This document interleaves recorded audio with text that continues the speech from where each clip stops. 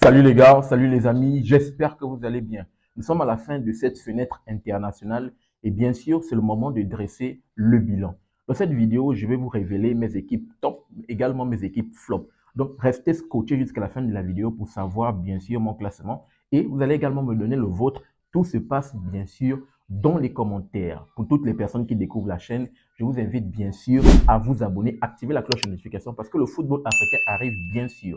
Là, en avril, il y a les quarts de finale de la Ligue des champions de la CAF et on sera là, on sera présent pour débriefer tous les matchs jusqu'à la finale. Donc, restez scotchés. Il y a également la Coupe de la Confédération de la CAF. Donc, restez scotchés, les gars. Le football africain continue sur la chaîne Super Sub. Donc, dans cette vidéo, bien sûr, je vais les classifier en trois catégories. On va d'abord voir les flops, on va voir les tops. Et également, on va voir une autre catégorie que j'ai estimée, que j'ai nommée, bien sûr, pour mieux faire. Donc, on va commencer d'abord par la catégorie des flops très rapidement. On rentre directement dans le vif du sujet. Donc, dans la catégorie flop, déjà, j'ai classé à l'intérieur trois nations.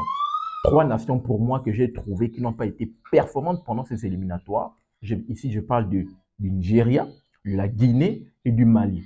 Petit disclaimer d'abord, il y a certaines nations là que je ne vais pas parler parce que pour moi, j'estime qu'ils ne font pas partie de ces catégories, comme un peu la Somalie, l'Éthiopie, parce que pour moi, j'estime que eux, vraiment, ils ne se battent pas pour décrocher les tickets. Ils sont là un peu comme les équipes figurantes. Vous allez m'excuser, mais vraiment, c'est mon ressenti.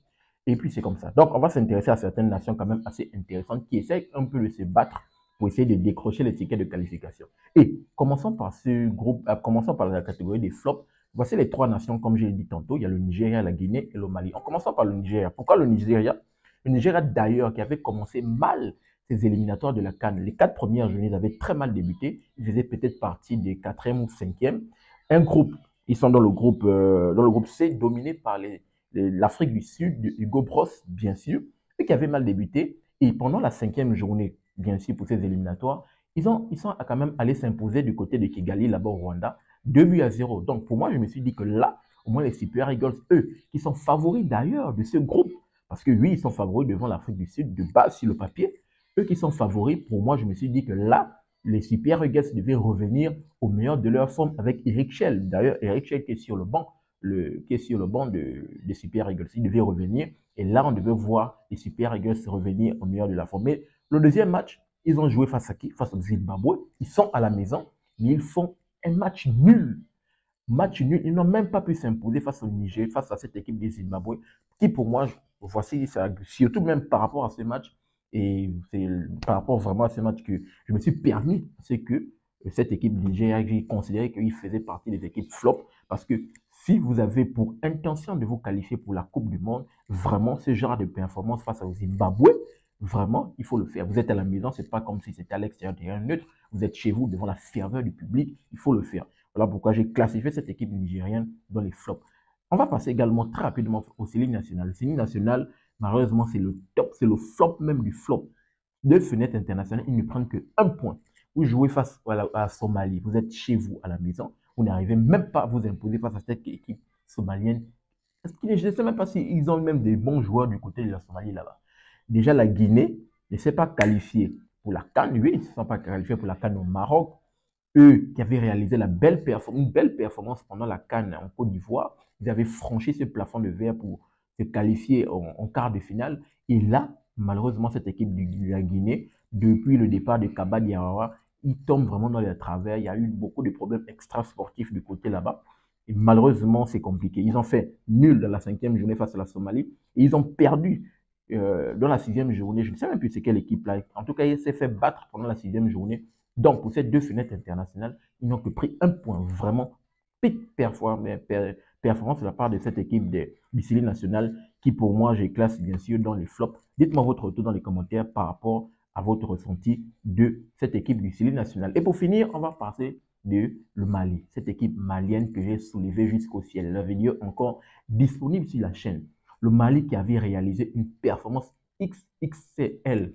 J'avais même mis en avant Yves Bissoma, bien sûr, lui, maestro, capitaine de cette équipe. J'avais dit que c'est le grand frère au milieu de ces jeunes petits talentueux. Mais comment cette équipe malienne a pu se saborder dans la dernière journée? Comment c'est possible? Vous vous imposez dans le match face au Comores. Comment belle performance. au bout des 4 premières journées, ils étaient premiers de groupe, bien sûr. Donc, le Mali affronte les Comores. On a pu voir quand même qu'il y a une différence de niveau entre les deux. Le Mali a montré que c'est un cran un peu très élevé. Donc, ils ont copieusement tapé cette équipe des Comores. Mais comment le match de la 6e journée, vous faites match nul? Je dois très rapidement voir. Je pense qu'ils ont perdu face à qui? Cette équipe malienne. C'est pas face à... Non, ils ont fait match nul. Je pense que c'est face à Madagascar. Je pense que ça doit être face à Madagascar. En tout cas, cette équipe malienne n'a pas pu s'imposer dans la dernière journée. Qui pour moi, je me suis dit que, et pourtant, dans la victoire, 3-0 face au Comores, je me suis dit que là, le Mali va essayer de remonter. Le Mali va essayer de titiller un peu cette équipe des Black Stars du Ghana. Et peut-être une poule très attrayante. On va voir ce que ça va donner. Mais malheureusement, ils ne m'ont pas donné raison. Voilà pourquoi j'ai classé cette équipe malienne dans mes flops. Donnez-moi votre retour dans les commentaires par rapport à ces 3 nations, Nigeria, Guinée et Mali. Pour moi, j'ai considéré que ce sont les flops, malheureusement, de cette fenêtre internationale. On va se donner rendez-vous pour septembre et octobre pour voir, bien sûr, des autres. Si ces équipes essaient de rehausser le niveau, voire même essayer de titiller, bien sûr, les premiers de leur groupe pour voir comment se qualifier. Tout de suite, on va rentrer, bien sûr, dans les nations top. Et dans ces nations top, bien sûr, on va bien sûr voir que parmi toutes ces nations, d'ailleurs, la plupart même, on va dire le 9/10 de toutes ces nations, ce sont des nations qui ont fait un 6-6. Belle performance, ils ont réalisé un 6-6, double victoire, 5e et 6e journée. On va commencer, bien sûr, par ordre croissant par rapport aux différents groupes. On va commencer par le groupe A. Dans le groupe A, on a cette équipe égyptienne, très belle performance de la part. Pour moi, je pense que j'ai fait une vidéo, bien sûr, dans laquelle je disais que, parce que dans le groupe A, il y a l'Égypte et le Burkina, que je considère que les deux nations ont réalisé de belles performances. Ils font partie des tops, bien sûr. J'ai fait une vidéo dans laquelle je disais que est-ce que cette équipe du Burkina Faso, des étalons, peuvent tirer cette équipe égyptienne? Et ça devait passer dans la 6e journée si l'Égypte perdait ou bien si l'Égypte faisait match nul. Malheureusement, les Pharaons ont montré que pour eux, ils ont des intentions d'aller, bien sûr, au mondial. Belle performance de leur part. Ils ont fait un 6-6. Du côté de l'Égypte et du côté du Burkina Faso, j'estime que oui, c'est vrai, je les ai classés dans les tops, mais j'estime quand même que la concurrence n'était pas là. Parce que vous avez joué face au Djibouti, qui vous donne des buts comme pas possible, c'était juste des cadeaux. Le deuxième match qu'ils ont joué, je pense, c'est face. Ils ont également joué une autre nation, également assez. Non, les Bissau-Guinéens, ouais. Quand même, le match face au Bissau-Guinéens, quand même, c'était quand même assez. C'était quand même un peu. On va dire quoi, le cran était un peu plus élevé par rapport au Djibouti où le match que j'ai trouvé était pitoyable. Mais il fallait le faire, même si vous tombez face à une équipe faible, il faut le faire, il faut prendre des points. Et voilà, il faut quand même saluer cette équipe des étalons qui s'impose, qui a quand même au bout de cette fenêtre fait un 6/6. Du côté de l'Égypte également 6/6 font partie des tops. Dans mon groupe A. Dans le groupe B, je classe ici la République démocratique du Congo qui a su profiter bien sûr de ce choc entre le Soudan et le Sénégal pour se hisser à la première place. Et donc, pour cette fenêtre internationale, elle réalise un 6/6. Top performance de la part de cette équipe congolaise qui a su aller décrocher le point du côté de Nouakchott en Mauritanie. Ils se sont imposés 2-0 dans un match. Ils n'ont pas été flamboyants, bien sûr. Ils ont été également à l'image d'eux-mêmes, solides défensivement. Et en bas, en attaque, on essaie de marquer ces buts qui font mal à l'adversaire. Vraiment, cette équipe des Léopards, vraiment, comme je l'ai dit tantôt dans ma vidéo qui est disponible sur la chaîne de débrief, je l'ai dit, les Léopards se donnent vraiment les moyens d'y croire. Les Léopards veulent vraiment aller à la Coupe du Monde et c'est passé par ces deux fenêtres internationales et vraiment ils se sont imposés. Donc, pour moi, je pense qu'ils font partie des tops. Dans le groupe B, on passe au groupe C. Je pense ici à l'Afrique du Sud de Hugo Bross. Lui-même, il avait dit, il était passé à Talent d'Afrique. Hugo Bross avait dit de façon très claire que les ambitions des Bafana Bafana, c'est de se qualifier à la Coupe du Monde. Il veut emmener les Bafana Bafana à la Coupe du Monde et il nous montre vraiment qu'au bout de ces 6e journées, Bafana Bafana sont premiers de leur groupe avec 13 points. Le deuxième, je pense, c'est le Nigeria avec 7 points. Vous voyez l'écart quand même abyssal entre les deux. 6 points d'écart. Vraiment, cette équipe des Bafana est bien partie pour aller se qualifier à la Coupe du Monde. Et vraiment, Hugo Bross qui réalise de belles performances depuis qu'il est arrivé du côté de l'Afrique du Sud. Il a été quoi? Il a été demi-finaliste, oui, à la dernière Coupe Cannes du côté de la Côte d'Ivoire. Demi-finaliste, je pense qu'il a remporté la médaille de bronze devant le Congo. Vraiment, et puis, lui-même, toujours dans le Talent d'Afrique, il a dit qu'il veut vraiment ici également cette équipe de l'Afrique du Sud. Et peut-être on va voir l'Afrique du Sud, peut-être la CAN là, qui va arriver en finale, qui sera finaliste, voire même remporter, qui sait. On va voir vraiment ce que ça va donner au mois de décembre. Mais vraiment, cette équipe de Bafana réalise une belle performance. Il se donne des moyens, bien sûr, pour aller au mondial. On va passer au groupe D. Et dans le groupe D, j'aimerais mettre en avant cette équipe de Cabo Verde. Le Cabo Verde vraiment réalise une belle performance. Ils ont su profiter des largesses de cette équipe des Lions indomptables qui sont partis du côté de l'Eswatini là-bas et performance pitoyable, ils ont fait 0 but partout. Eux, ils ont su profiter de cela et c'est passé par Livramento. Livramento dans le deuxième match qui a mis un très beau doublé, vraiment top performance de la part de Cabo Verde qui, par surprise, bien sûr, est premier de son groupe. Mais pour moi, je pense quand même que même si c'est un premier, ça va quand même être difficile de se qualifier devant cette équipe des Lions indomptables. Mais vu qu'ils ont fait un 6-6 pour cette fenêtre internationale, je les mets bien sûr au rang de top. On passe au groupe E, bien sûr, on va parler de Lions de l'Atlas du Maroc. Eux, bien sûr, qui sont les pays hôtes qui vont organiser la prochaine CAN du côté de chez eux au Maroc. Dans cette équipe du Maroc, je n'ai pas tellement regardé trop de matchs. J'ai regardé les Highlands, mais de ce que j'ai pu voir, ils ont quand même eu des adversaires quand même qui ont posé des problèmes. Le Niger posait des problèmes, mais ils ont su faire le grand. Hein. Ils ont su s'imposer, ils ont su prendre des points. C'était le plus important. Et ils dominent largement le groupe. Hein. Ils ont quasiment 15 points. Le deuxième a quasiment 6 points. Ils ont quoi? Quasiment 9 ou 8 points d'écart. Eux, je pense que cette équipe marocaine est bien partie. Ils ont quoi? Quasiment 4 orteils. Ils sont quasiment déjà du côté des États-Unis. Et eux, d'ailleurs, qui avaient réalisé une belle performance du côté de Dubaï, bien sûr. On va dire quoi? C'était la première nation africaine à franchir ce plafond de verre et à atteindre, bien sûr, les demi-finales. Donc, eux, ils ont toujours pour ambition d'y aller, peut-être voire même aller en finale, décrocher l'étoile mondiale. On va voir ce que ça va donner. En tout cas, cette équipe des Lions de l'Atlas avance doucement, doucement et montre qu'elle est leader sur le continent africain parmi les meilleures nations. Donc, on passe très rapidement au groupe F. Le groupe où, bien sûr, on va voir la Côte d'Ivoire et le Gabon. J'ai classé ces deux nations comme dans les tops, bien sûr. Côte d'Ivoire, belle performance. On a pu voir 6-6. Du côté du Gabon également, belle performance 6-6. Les deux nations qui ont cette bataille à distance, vraiment tout va se jouer en septembre parce qu'il y a ce match retour, le match aller. Les gars nous ont déjà tapé du côté d'Abidjan.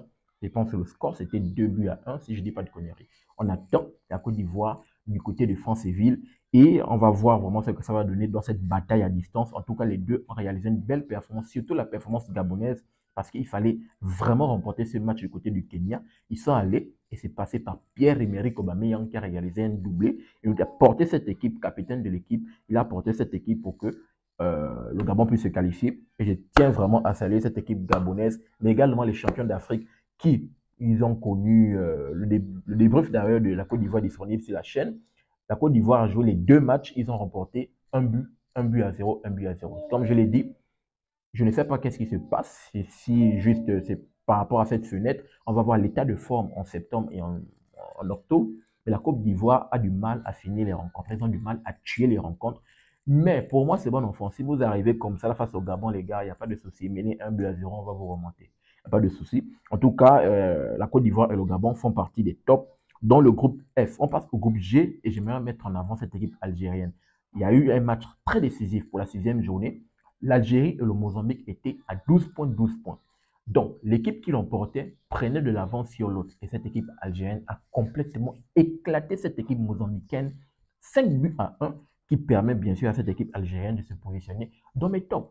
Tout de suite dans mes tops, déjà qu'ils ont fait un 6-6, c'est vraiment cette équipe algérienne qui rêvait de la Coupe du Monde du côté de Dubaï. Malheureusement, le Cameroun a complètement bousillé les rêves de tout un peuple. On a pu voir vraiment tout ce qui s'était passé du côté de Alger là-bas.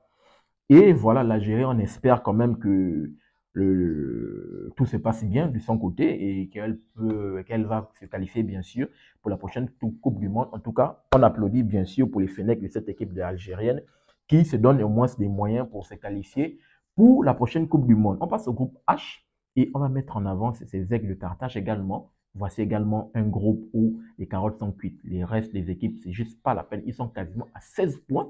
Il n'y a pas de concurrence. Il y a deux équipes du Nord qui n'ont pas de concurrence. Il y a le Maroc, il y a la Tunisie. Je pense qu'il y a 9 places qu'on donne aux nations africaines. J'ai l'impression que dans les 9 places-là, 4 places, les pays du Nord là vont prendre et les 5 autres places, c'est les pays subsahariens. Parce que là, ils sont tellement bien partis, les pays du Nord, pour se qualifier pour la prochaine Coupe du Monde. En tout cas, la Tunisie, bien sûr, belle performance. Elle a réalisé un 6-6-6. Bien parti, hein, Cadenacho, comme d'habitude, 1-0 en boucle, et puis c'est tranquille. Et elle est bien partie pour se qualifier pour la Coupe du Monde. En tout cas, la Tunisie fait partie de mes tops. On va finir le classement des tops avec le dernier groupe, le groupe I. Et j'aimerais mettre en avant deux équipes. La première équipe, bien sûr, c'est les Black Stars. Les Black Stars du Ghana. Top performance de leur part, qui ont, bien sûr, qui se hissent dans ce classement. D'ailleurs, cette équipe ghanéenne qui ne s'est pas qualifiée pour la CAN, c'est juste, on va dire quoi, c'était une mauvaise performance de leur part parce qu'ils ont rencontré des équipes comme le Niger, ils ont perdu. Ils ont rencontré des équipes comme le Soudan, l'Angola, ils ont perdu. Ils étaient dans un groupe Niger, Soudan, Angola. Ils ont perdu par rapport avec ces trois équipes-là, contre ces trois équipes-là. Et au moins là, dans ces éliminatoires de la Coupe du Monde, cette équipe de Black Star nous montre quand même que voilà, elle veut répondre présente, elle veut se qualifier pour la Coupe du Monde, elle veut se rattraper, c'est vrai. C'est une grande nation, il faut faire attention. Le Ghana, c'est une grande nation quand même sur le continent. Ils comptent quand même à leur actif quasiment 4 ou 5 étoiles, si je ne dis pas de conneries. Vraiment, ils montrent que eux, ce sont les réfets dans ce groupe. Ils se donnent les moyens, bien sûr, pour se qualifier. Et pour cette fenêtre, c'est un 6-6-6. Ils ont tapé copieusement cette équipe de Madagascar, 3-0 sur un doublé, bien sûr, de Thomas Partey. Très belle performance de la part du joueur des Gunners. Et la dernière équipe du top que j'aimerais mettre en avant, c'est cette équipe des Comores. Pourquoi je mets cette équipe des Comores? On dépend de cette équipe malienne. Pourquoi? Parce que les Comores, j'aimerais vraiment saluer. C'est une petite nation qui essaie qui émerge un peu sur le football continental. On a pu voir, bien sûr, elle s'est qualifiée à la CAN. Belle performance pendant les éliminatoires de la CAN. Elle est allée s'imposer du côté de la Tunisie. Là-bas, on sait que la Tunisie, pour taper cette équipe tunisienne, et de surcroît à Tunis, c'est compliqué. Elle est allée taper cette équipe des Aigles de Carthage là-bas. Un but, je pense que le score c'était 2-1. Et vraiment, pour ces éliminatoires de la Coupe du Monde, bien sûr, contente pour les 4 premières journées, elle était première. Elle a rencontré cette équipe malienne, moi je l'ai dit tantôt. Malheureusement, le Mali était juste très fort. Le Mali était trop fort. Il n'y avait pas de différence. Mais là, ils se sont donné les moyens pour cette 6e journée. Ils se sont imposés. Et bien sûr, voilà, j'ai voulu vraiment mettre en avant cette équipe des Comores qui, je pense que je voulais vraiment récompenser les efforts. Et cette équipe des Comores figure parmi les dernières nations dans ce top-là. Donnez-moi votre retour dans les commentaires et rassurez-vous, je vais vous lire. Donc, on va finir par ma dernière catégorie que j'estime que j'ai bien sûr nommée peut mieux faire. Et dans cette catégorie, il y a deux équipes. Dans les tops, forcément, vous n'avez pas entendu parler de ces équipes parce que je vais les mettre en avant dans cette catégorie peut mieux faire. Dans les deux nations, il y a le Sénégal et il y a le Cameroun. Pourquoi je mets le Sénégal? Le Sénégal qui a joué du côté du Soudan dans un match où le débrief est sur la chaîne, ils ont été piégés par cette équipe soudanaise qui, bien sûr, a été solide défensivement, qui leur attendait, bien sûr, et cette équipe des Lions de la Teranga, malheureusement, s'est complètement sabordé dans le match. Sadio Mané n'a pas été performant, je l'ai dit, bien sûr. Et ils se sont quand même rattrapés dans le match face au Togo, hein, dans le match à Diamiado. Et même dans ce match-là, vraiment, on va dire que le péché mignon de cette équipe sénégalaise, c'est l'attaque. C'est vraiment, ils ont du mal à concrétiser les occasions. Vraiment, le Sénégal, ils doivent rectifier le tir. Mais on va dire quand même, c'est une belle nation de football. Ils ont un très bon vivier de joueurs. Mais surtout, le fait qu'ils ont perdu le point face au Soudan dans un match où ils pouvaient l'emporter, pour moi, je peux dire que cette équipe des Lions de la Teranga peuvent mieux faire. Voilà pourquoi je les ai classés dans ma catégorie de peut mieux faire. Et pour finir, on va parler de Lions indomptables du Cameroun, également peut mieux faire. Vous l'aurez compris, ils se classent, ils se hissent dans cette catégorie parce qu'ils ont perdu des points face à l'Eswatini. Eswatini, je ne sais même pas si ils jouent vraiment football. Vous faites 0-0, vous n'arrivez même pas à mettre un but à cette équipe des Swatini. Et heureusement qu'ils se sont rattrapés dans le deuxième match. On sait que le Cameroun, vraiment, ils aiment jouer avec la pression. Ils aiment jouer lorsqu'il y a des problèmes extra-sportifs. Parce que à la veille du match, tous les joueurs du COP, ils sont arrivés dans la salle de conférence de presse pour venir faire une réclamation que le coach adjoint doit revenir sur le banc. Et dans cette pression-là, Vincent Aboubakar, parce que c'est lui qui a lu la lettre, bien sûr, de tout le COP, Vincent Aboubakar nous inscrit un doublé de sa part. Et bien, Brahim Beaumont nous met un but et une passe décisive. En tout cas, cette équipe des Lions indomptables, pour moi, j'estime qu'elle peut mieux faire. Parce que dans nos groupes là, j'ai parlé de Cabo Verde qui a réalisé une belle performance. Il y a le Cabo Verde. Mais pour moi, j'estime quand même qu'il y a un match retour entre les deux. Je pense que le Cameroun, au moins, ça va éclater cette équipe du Cabo Verde.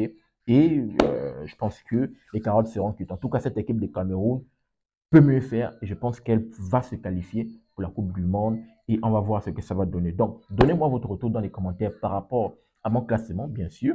Vous allez me dire si vous êtes d'avis avec moi. Et on va bien sûr en discuter, on va échanger en toute cordialité. N'oubliez pas de vous abonner, de liker et surtout activer la cloche de notification pour ne manquer aucune de mes sorties.